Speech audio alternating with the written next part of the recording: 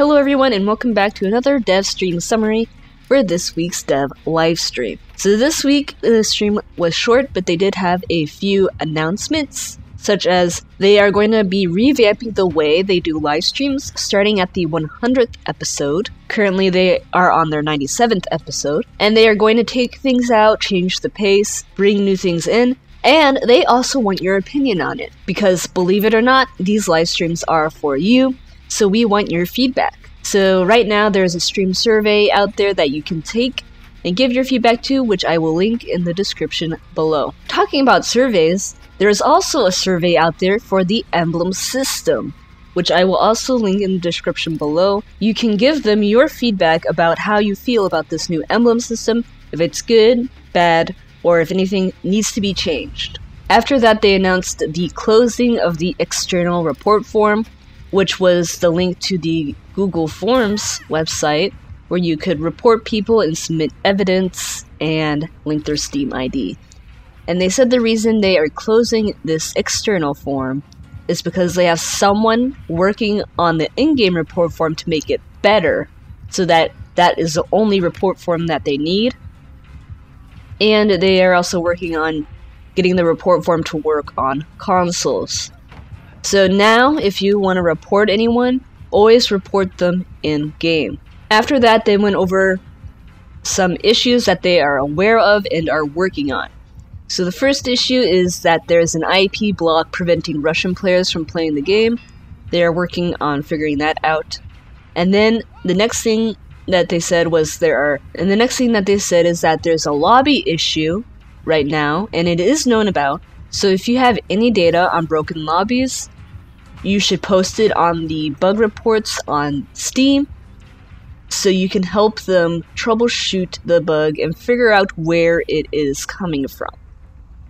So anything like you open a killer lobby and it takes 20 minutes or more before you find someone, or if you are a survivor who just sits in queue and never gets a lobby, please make your reports on the Steam Bug Report forum. I will link both the PC and console ones in the description below. And they just wanted to add, the biggest issue with bugs is finding the absolute way to reproduce it, because right now they are having a tough time trying to reproduce this bug on their end, so they need your help to figure out what's causing it. Next thing you heard about, probably already, is that inventory icons are now available on Steam. So they did a huge kind of icon update, so now you can see your inventory of what you have, such as the Left 4 Dead t-shirts and a few cosmetics that are unlocked with codes. Then they brought up this image of a new cosmetic, and it's this yellow shirt that says King Kong. And they said basically that King Kong is a streaming platform in Asia, and it is basically the equivalent to Twitch. So this King Kong shirt is basically a Twitch shirt where they will only give it to streamers on that website on a case-by-case basis. And next up, we have some exciting statistics that they wanted to show us today, which was the escape rates against every killer with or without add-ons on all platforms, excluding matches with DCs. So as you can see here, some killers have a bigger difference between with add-ons versus without them. And you can just take a moment to look at this chart and think what you want about it. Then they went into the Q&A, and there were a few interesting questions I just wanted to highlight on this week's stream. So the first question, they said, since you said you don't want to exclude anyone, will you make the exclusives available for purchase through playtime on the new shop? Answer, it is still being discussed, but there will be some that will never be available, such as cosmetics for streamers or from specific events, because they kind of have a deal with them. But some cosmetics, like the Dweird or Daddy Jake, might happen. Next question.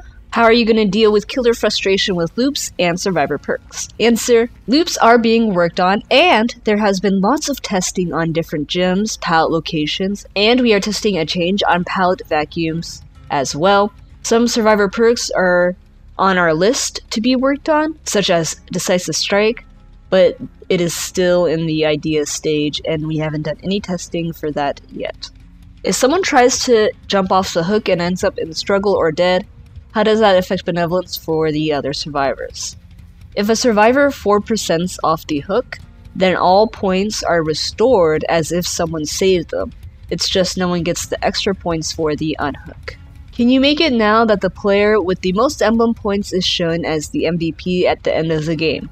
Answer: we are discussing some titles that could be awarded to players for what they did in the game, but it is still in the idea stage. So the plan is to release a new chapter every quarter. Will they be all original? Answer: the idea is to release a chapter every quarter.